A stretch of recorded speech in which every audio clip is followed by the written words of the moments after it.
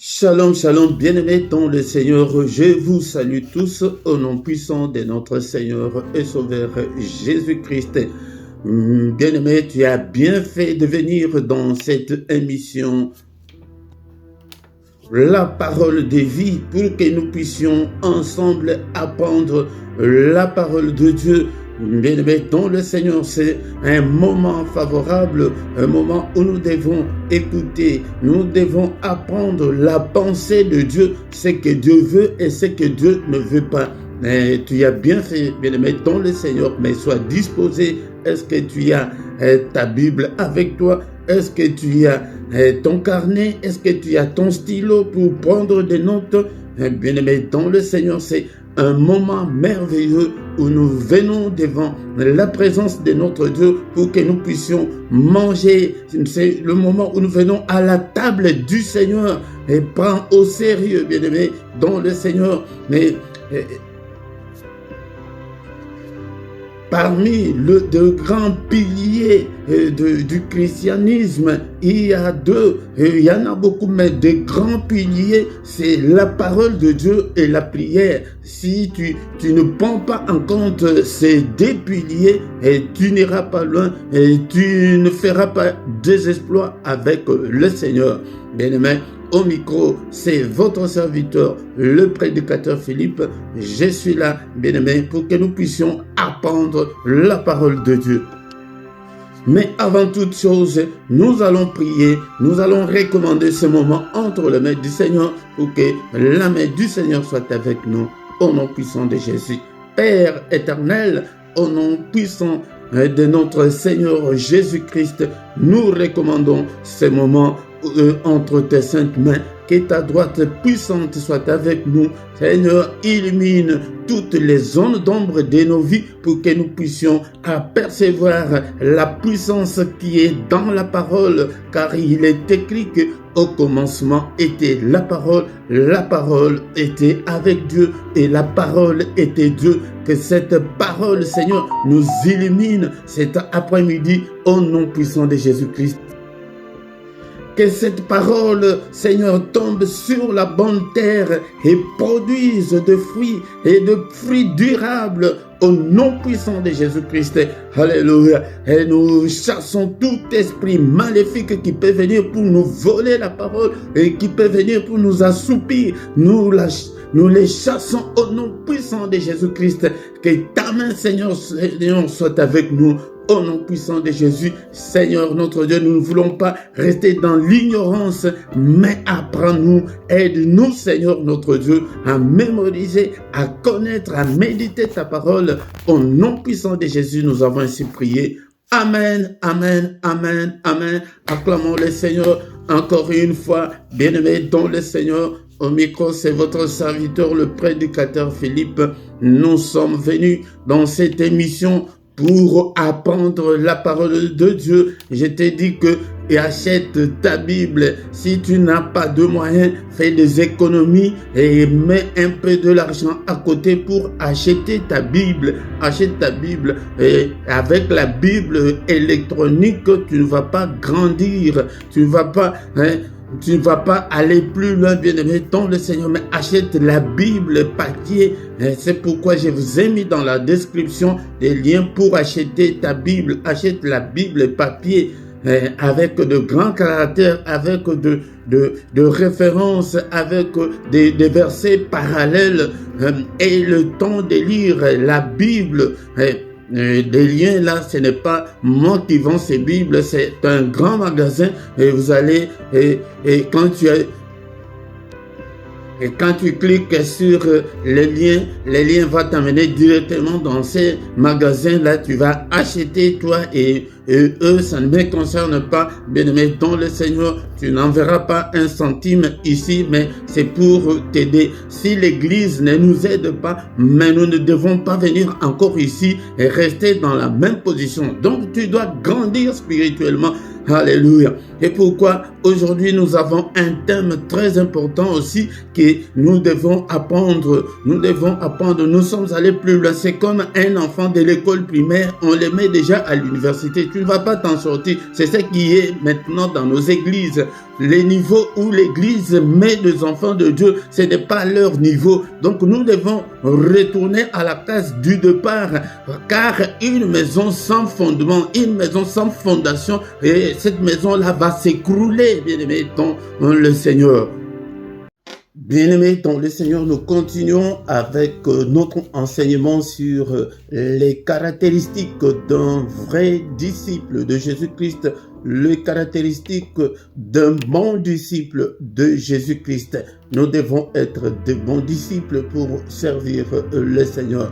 La fois dernière, on avait déjà entamé la caractéristique qui nous parle de comment servir le Seigneur. Nous devons servir le Seigneur. Tu dois servir le Seigneur. La passivité n'est pas une bonne chose.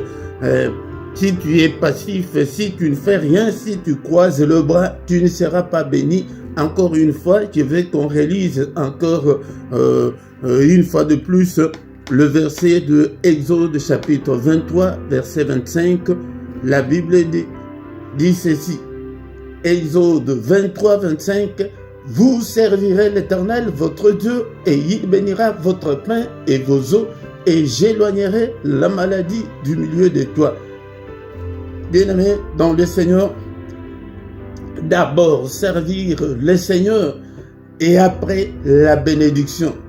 Et le Seigneur ne se limite pas seulement à la bénédiction, mais il dit qu'il va éloigner la maladie du milieu de toi, que tu ne vas pas tomber malade. Il va enlever la maladie. C'est une grande leçon à prendre. Donc, si tu dois d'abord te poser la question que qu'est-ce que je dois aussi faire pour le Seigneur. La fois dernière, nous avons dit que si tu ne sais pas ce que tu dois faire pour le Seigneur, pose la question au Seigneur lui-même, pose la question au Saint-Esprit qui est en toi, que Seigneur, mais qu'est-ce que je peux faire moi aussi? La fois dernière, je vous avais déjà dit tout ce que vous devez faire pour le Seigneur, mais il y en a beaucoup, tu peux le faire dans ton église et ici même dans cette chaîne, dans cette communauté. Par exemple, comme nous avons dit la fois dernière, tu pries pour le prédicateur Philippe. Ce n'est pas que quand tu pries pour lui aujourd'hui, et demain tu oublies, et après-demain tu oublies, et tu pries une fois. Ça, ce n'est pas servir le Seigneur. Mais si tu prends la charge, le temps d'intercéder pour le prédicateur, pour notre communauté, pour cette chaîne, là, tu commences à servir le Seigneur. Mon bien-aimé, dans le Seigneur. Nous devons servir le Seigneur. Si tu veux être béni, sers le Seigneur. Il dit que vous servirez l'Éternel, votre Dieu, et il bénira votre pain et vos eaux. Donc, si tu sers l'Éternel, la bénédiction va en découler. Il éloignera de nous la maladie. Tu vas rester 2 ans, 3 ans sans tomber malade. Mais toutes ces bénédictions, ne comprenons pas que c'est pour nous-mêmes. Quand tu sers Dieu, et Dieu aussi va bénir toute ta maison, va bénir tes enfants, va bénir les enfants de tes enfants. C'est pourquoi je vous ai toujours dit que notre foi ne dépend pas de nous-mêmes, mais de nos enfants, de nos progénitures, de nos familles. Encore un verset pour comment servir le Seigneur. Luc chapitre 10, verset 2. Il leur dit, la moisson est grande, mais il y a peu d'ouvriers. Priez donc le maître de la moisson d'envoyer des ouvriers dans sa moisson. La moisson est grande. La moisson est grande. Donc, la moisson de vous qui dites souvent, il y a beaucoup de prédicateurs, beaucoup de pasteurs. Mais le maître lui-même, il dit que la moisson est grande, mais il y a peu d'ouvriers. Jusque-là, ces pasteurs-là que vous voyez, il n'y en a pas assez. Il n'y en a pas assez. Il te faut aussi t'impliquer. Toi aussi, tu dois servir le Seigneur. Donc, comme on a dit la fois dernière, que si tu ne peux pas faire tout ce que tu veux là, même tes finances, ton argent peut servir le Seigneur. Comme je vous ai dit, que tu peux mettre la domiciliation, par exemple, pour ces ministères. par exemple, je donne l'exemple, tu mets 5 euros pour qu'on puisse prendre tes 5 euros pour le ministère, pour que ton argent serve Dieu. Bien-aimé, tu seras béni. Tu seras béni. Nous ne sommes pas, le Seigneur ne nous a pas appelés à croiser le bras. Non. Il nous a appelés d'être des disciples, mes frères et sœurs.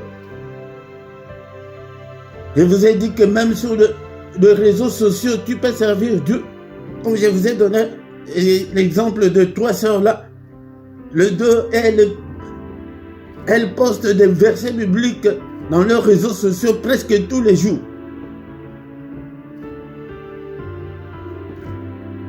Mais je ne sais pas quel jour le Seigneur va le récompenser. C'est comme ça que nous devons travailler. Peut-être quelqu'un va tomber sur ces versets-là et se convertir. Servons le Seigneur et nous serons bénis.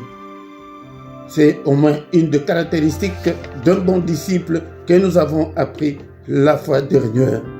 Qu'est-ce que toi tu fais? Si tu ne sais pas, tu peux même me poser aussi la question. Appelle-moi en privé. Je peux te dire ce que tu peux faire pour le Seigneur. Non seulement dans ce ministère, mais dans votre église aussi. Sers Dieu. Maintenant, je vous donne ceux qui ne savent pas comment faire. Deviens le moniteur ou la monitrice de tes propres enfants, de l'école des dimanches de tes enfants. Commence à leur apprendre la parole de Dieu, des cantiques, priez avec eux. Moi que vous voyez ici, c'est depuis mon enfance, parce que ma mère était issue d'une famille chrétienne, son frère était pasteur, des cantiques dans ma langue maternelle, j'en connais autant. Et prier, moi j'ai vu ma mère prier dès le bas âge. Donc, c'est la prière matinale qui nous réveillait à la maison. Quand ma mère commençait à chanter, à prier, vous allez tous vous réveiller. Et le soir, la même chose, elle nous réunit, ou c'est elle qui prie, ou nous prions ensemble avec elle. Deviens la monitrice de tes propres enfants, le moniteur de tes enfants. Parce que tu es en train de préparer la moisson du Seigneur, car ces enfants-là, demain ou après-demain, ils deviendront utile pour le Seigneur. Il y a beaucoup de choses à faire. Ne croise pas les bras. Ne reste pas inactif. Mais sers ton Dieu. Sers ton Dieu. Nous allons avancer encore une fois. Mais bien aimé dans le Seigneur, s'il y a des points que je n'ai pas notés, peut-être je reviendrai la fois prochaine. Aujourd'hui, la question est de savoir qui peut être disciple. Donc, pour être disciple, cela concerne tout le monde, sans exception. Sans exception. Parce que quelqu'un qui n'a pas appris le métier, comment tu vas exercer ce métier-là? Le Seigneur nous recommande d'être d'abord des disciples. C'est pourquoi, dans notre verset que nous lisons le plus souvent, c'est un verset que tu dois aussi retenir. Matthieu 28, 19, encore une fois. La réponse à la question posée est que qui peut être disciple? La Bible nous dit, le Seigneur nous dit, allez, il a recommandé à ses disciples. D'abord, lui-même était un grand formateur, il a formé d'abord ses disciples. Mais il leur donne la même mission. Il dit, allez, faites de toutes les nations des disciples, le baptisant au nom du Père, du Fils et du Saint-Esprit, et enseignez-leur à observer tout ce que je vous ai prescrit. Et voici, je suis avec vous tous les jours jusqu'à la fin du monde. Et ainsi de suite. Toi aussi, quand on te forme, donc tu reçois la même mission. L'autre, quand il devient disciple, il reçoit la même mission. Donc, c'est une mission ininterrompue qui doit aller d'une personne à l'autre. Même le seul verset que tu connais, tu dois aussi l'enseigner aux autres. Même dans ton travail, tu peux même dire que non, moi je suis chrétien. Tu dis seulement que tu es chrétien. Là, tout le monde sait que non, oh, elle est chrétienne. Moi, dans mon boulot, on m'appelle toujours, je suis toujours pasteur. Je ne dois pas cacher, tu ne dois pas cacher ton identité. Ton identité chrétienne, tu ne dois pas cacher. Donc cela concerne tout le monde. Il faut que ton mari sache que tu es chrétien. Il faut que ta femme sache que tu es chrétien. Donc ça concerne tout le monde. Il faut que ta maman sache que tu es chrétien, tu es chrétienne. Il faut qu'à l'école, là où tu étudies, à l'université, là où tu es, il faut qu'on sache que tu es chrétien, tu es chrétienne. Donc cela concerne tout le monde. Il n'y a ni pasteur, il n'y a ni apôtre, ni prophète, tout le monde est disciple. Donc je pense que je répondis à la question que cela, pour être disciple, cela concerne tout le monde. Donc si tu n'es pas disciple, le Seigneur il dit, enseigne-leur. D'abord tu deviens disciple, on t'enseigne à observer la parole de Dieu, de marcher dans la crainte de Dieu, de marcher dans l'amour, dans le respect, de chercher la paix avec tout le monde, de marcher dans la vie de la sanctification. Tu ne peux pas vivre encore dans la débauche, dans le péché. Tu ne dois pas être encore, tu ne peux pas, un disciple ne peut pas vivre comme quand il était païen, non? Non. Et voici, je suis avec vous tous les jours jusqu'à la fin du monde. Le Seigneur dit que si tu fais que tu deviens disciple, on t'enseigne à observer tout ce que le Seigneur nous a prescrit. Et tu les mets en pratique, mettre la parole de Dieu en pratique. C'est ça ce qui nous manque beaucoup dans nos églises maintenant. Donc cela concerne tout le monde. Ce n'est pas que parce que toi tu es pasteur, tu dois te comporter comme tu veux. Ou bien parce que tu es prédicateur, tu veux te comporter comme tu veux. Non. Observe tout ce que le Seigneur nous a prescrit. C'est une des caractéristiques des enfants de Dieu. Et quelqu'un qui ne peut pas encore marcher dans le péché, qui ne peut pas compromettre avec le péché, qui ne peut pas... quelqu'un qui ne peut pas défendre le péché. Tu ne peux pas défendre le péché. Non. Éphésiens chapitre 4 verset 17. Voici donc ce que je vous dis et ce que je déclare dans le Seigneur. C'est que vous ne devez plus marcher comme le païen, qui marche selon la vanité de leur pensée. Verset 18. Ils ont l'intelligence obscurcie. Ils sont étrangers à la vie de Dieu à cause de l'ignorance qui est en eux, à cause de l'endurcissement de leur cœur.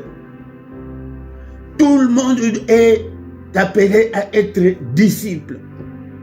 Tu deviens disciple, tu observes tout ce que le Seigneur nous a prescrit, tout ce que la parole de Dieu nous a prescrit. Voici donc ce que j'ai dit et que je déclare dans le Seigneur. Bien aimé, c'est un enseignement de base. C'est un enseignement de la doctrine fondamentale. Avant d'aller affronter le démon, avant d'aller affronter les sorciers, nous devons être en bonne relation avec le Seigneur. Nous devons nous conformer à la parole de Dieu. Nous devons marcher à la lumière de la parole de Dieu. Nous devons observer tout ce que le Seigneur nous a prescrit. Donc, c'est que vous ne devez pas, vous ne devez plus marcher comme le païen. Beaucoup de chrétiens aujourd'hui sont même pires que de païens. leur langage, leur habillement, leur comportement, leur caractère. Ils sont pires même que de païens. Donc cela concerne tout le monde, du début à la fin. De votre archibishop jusqu'au dernier chrétien de votre église. Même moi-même qui vous parle. Donc nous devons tous nous conformer à la parole du Seigneur. Nous ne devons pas marcher comme le païen. Nous ne devons pas nous comporter comme des païens. Nous ne devons pas continuer à voler. Nous ne devons pas continuer à être arrogants, être méchants. Mais la Bible nous dit que mais ces gens-là, ce païen, le païen marche selon la vanité de leurs pensées. Leurs pensées là sont vaines. Mais ils croient qu'ils sont dans le vrai. La vanité de leurs pensées. Ces gens-là, ils ont l'intelligence obscurcie. Ton intelligence ne doit pas être obscurcie parce que nous avons déjà la lumière qui est Christ. Ou tu es chrétien, ou tu ne l'es pas. Ah, si tu n'as pas encore cru, si tu n'as pas encore reçu le Seigneur, c'est pourquoi tu fais ce que tu veux. Tu fais ce que tu veux. Ces gens-là, ils sont étrangers à la vie de Dieu à cause de l'ignorance qui est en eux. Vous voyez le méfait de l'ignorance. Ils sont étrangers à la vie de Dieu.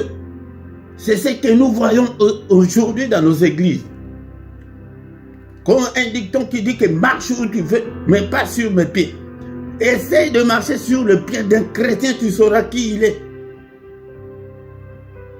Tu verras la méchanceté, tu verras la colère.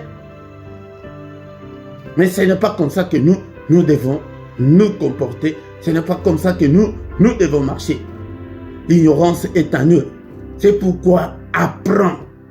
Nous avons appris la première caractéristique est que nous devons apprendre au Seigneur. Qu'est-ce que le Seigneur veut? Qu'est-ce que le Seigneur ne veut pas? L'ignorance ne doit pas. L'ignorance ne doit pas être ton partage. Apprends. Achète ta Bible. Lis. Écoute les enseignements. Change. Pourquoi? À cause de l'endurcissement de leur cœur. Ces gens-là, ils ont l'endurcissement de cœur. Tu le vois. Comme l'autre fois, je vous avais dit que il y a un qui est venu prêcher dans l'église où j'ai fréquenté. Il dit que moi, je suis très colérique. Même mes fidèles, ils savent comment je m'énerve. Oh, mon frère. Ou bien tu es encore païen. Tu continues à t'énerver comme tu veux. Ou tu changes. Donc la question était de savoir qui peut être disciple. Cette question concerne tout le monde. Tout le monde. Nous devons tous être des disciples. De nous ressembler au Seigneur. À l'époque de notre Seigneur, quand il était avec ses disciples, c'était difficile de savoir c'est Jésus-là, c'est qui parmi ses disciples. Ils avaient la même barbe, le même accoutrement, le même langage. Au moins quand il prêchait, là, tu vois que c'est lui-là. Mais s'il ne prêche pas, s'il est ensemble avec ses disciples, donc c'était difficile comme aujourd'hui, nous le voyons dans nos églises, il faut un siège là bien décoré plus que tout le monde que le pasteur doit se mettre. Non. Non, bien-aimé, non le Seigneur. Est-ce que tu es disciple ou tu ne l'es pas? Si tu ne l'es pas, tout ce que tu es en train de faire à l'église, tout ce que tu es en train de faire, tu le fais pour rien. Pour rien. Ah, c'est la condition que le maître, que le patron lui-même a posée. Que non. Que d'abord les disciples et les restes après. Bien-aimés dans le Seigneur, je pense que j'ai bien répondu à cette question. Si vous avez de questions, posez-les dans la partie commentaire. Je vais vous répondre. Mais il y a beaucoup de caractéristiques. Mais aujourd'hui, je vais encore ajouter une. Et nous allons continuer la fois prochaine. L'autre caractéristique que d'un bon chrétien, donc quand tu deviens chrétien, ça demande beaucoup de sacrifices. Ça demande beaucoup de sacrifices. C'est comme dans l'armée, comme j'avais dit l'autre fois, quand tu vas, maintenant c'est ta vie qui change complètement. C'est la même chose quand tu cherches un boulot, si on t'engage quelque part, ta vie, ton horaire, tout va changer. Tout va dépendre maintenant de l'engagement que tu as pris. L'engagement que nous avons pris avec le Seigneur, maintenant, tout doit changer et tout, il faut que tout change. Tu ne dois pas maintenant te comporter comme tu veux. Tu ne dois pas marcher comme tu veux. Tu ne dois pas aller là où tu veux. Donc, ça demande beaucoup de sacrifices. Romains chapitre 12, versets 1 et 2. Ça demande beaucoup de sacrifices. Le premier sacrifice, bien-aimé, Romains 12, versets 1 à 2. Je vous exhorte donc, frères, par la compassion de Dieu, à offrir vos corps comme un sacrifice vivant, saint, agréable à Dieu, ce qui sera de votre part un culte raisonnable. Ne vous conformez pas au siècle présent, mais soyez transformés par le renouvellement de l'intelligence, afin que vous discerniez quelle est la volonté de Dieu, ce qui est bon, agréable et parfait. C'est ici où se posent encore beaucoup de problèmes. Tu as bien accepté, tu suis les enseignements, mais le sacrifice est impératif. L'apôtre Paul dit aux Romains que je vous exhorte, comme moi aussi je vous exhorte ce soir, par la compassion de Dieu, à offrir vos corps. Parce que tout va se passer dans ces corps. Nous ne sommes pas encore enlevés au ciel. Nous ne sommes pas encore morts. Tout va se passer dans ces corps. Le corps transporte l'enveloppe qui est le corps, transporte l'âme et transporte l'esprit. C'est là où il y a la grande bataille. Dans l'esprit, il y a d'abord notre propre esprit, il y a Satan d'un côté et le Seigneur de l'autre. Attention, attention, attention, les corps. Je pense que nous allons continuer avec cette caractéristique la fois prochaine, mais d'abord le corps. Tu dois offrir ton corps au Seigneur comme un sacrifice vivant. Tu ne dois pas satisfaire à tous les chantages du corps. Tu ne dois pas satisfaire le corps comme le corps lui-même veut. Non. Un sacrifice. Donc être disciple, ça demande ces sacrifices. Si tu le fais, c'est ça ce qui sera de votre part. C'est ça ce qui sera de ta part un culte raisonnable. Ton corps doit être au Seigneur. Ne vous conformez pas au siècle présent. Vous les sœurs qui laissez des poitrines à demi-nues. Tu exposes ta poitrine. Le jeune garçon qui marche avec tout leurs sous-vêtements dehors. Nous ne devons pas nous conformer à ce siècle présent, avec leur style, avec leur mode. Nous devons nous habiller décemment.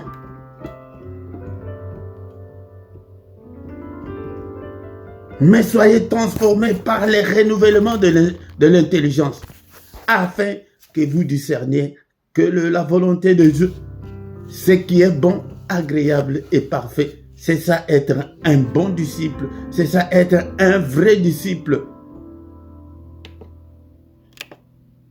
Donc, les corps, le premier sacrifice que je parle aujourd'hui, parce que nous allons nous arrêter là, c'est les corps d'abord.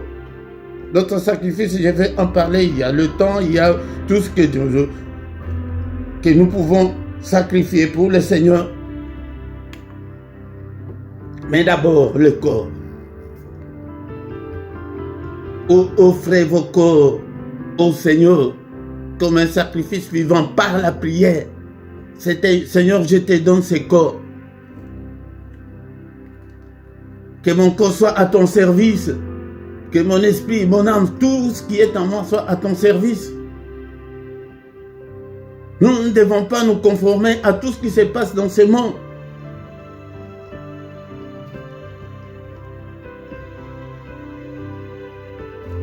Même notre habillement.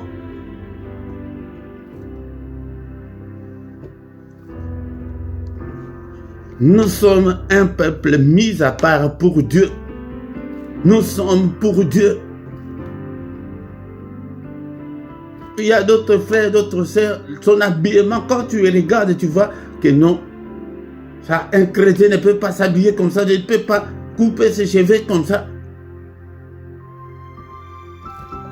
Est-ce que tu as déjà offert ton corps au Seigneur comme un sacrifice? Un sacrifice, il faut tuer l'animal là pour être un sacrifice. Mais un animal mort, est-ce qu'il peut encore bouger? C'est spirituellement que je parle. Je pense que je vais encore revenir la fois prochaine, mais pour terminer ce soir, écoutez ce que le Seigneur, la Bible nous dit concernant les corps. 1 Corinthiens chapitre 3, versets 16 à 17. 1 Corinthiens chapitre 3, versets 16 à 17. Toi qui joues avec ce corps-là, tu crois que le corps-là t'appartient? Ton corps, comme tu as déjà accepté Christ, ton corps-là appartient au Seigneur. 1 Corinthiens chapitre 3, verset 16.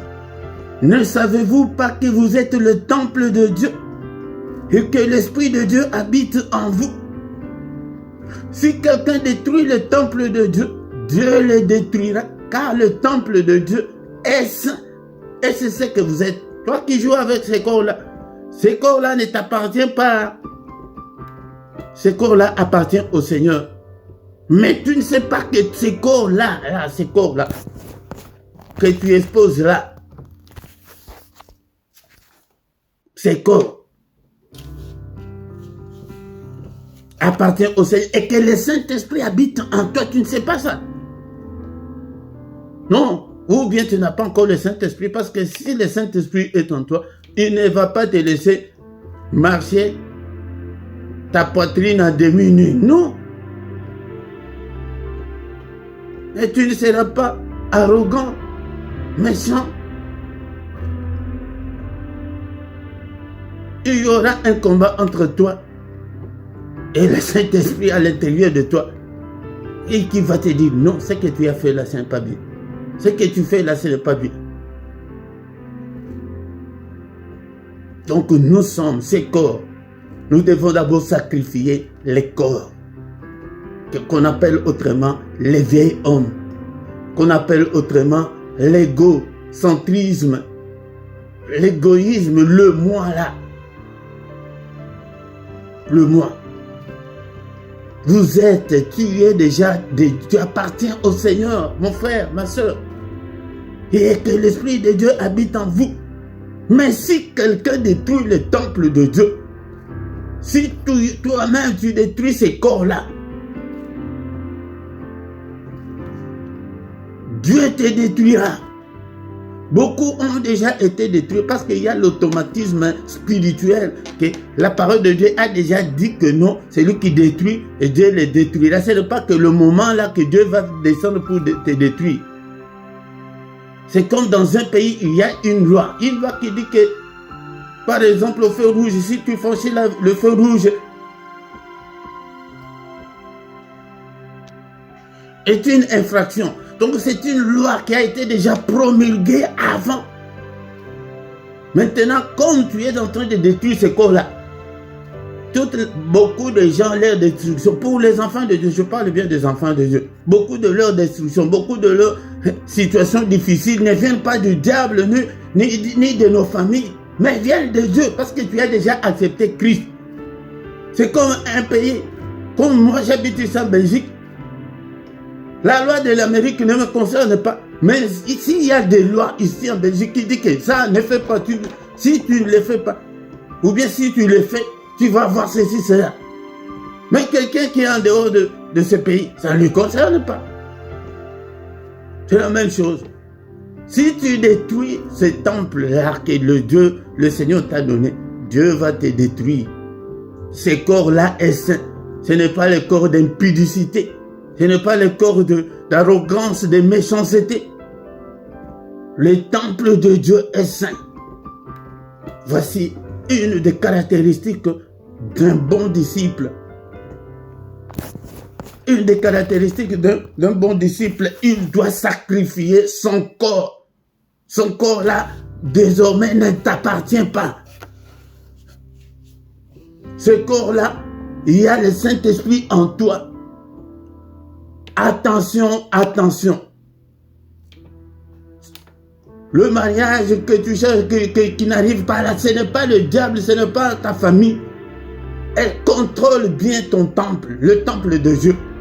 Tu l'embellis. Qu'est-ce que tu fais de ce temple-là? Mais ma Bible me dit que ce temple-là est saint. Et c'est ce que vous êtes. Mais si vous ne l'êtes pas, tu es de Dieu, mais tu es impudique. Tu es de Dieu, mais qu'est-ce que tu mets dans ce temple-là?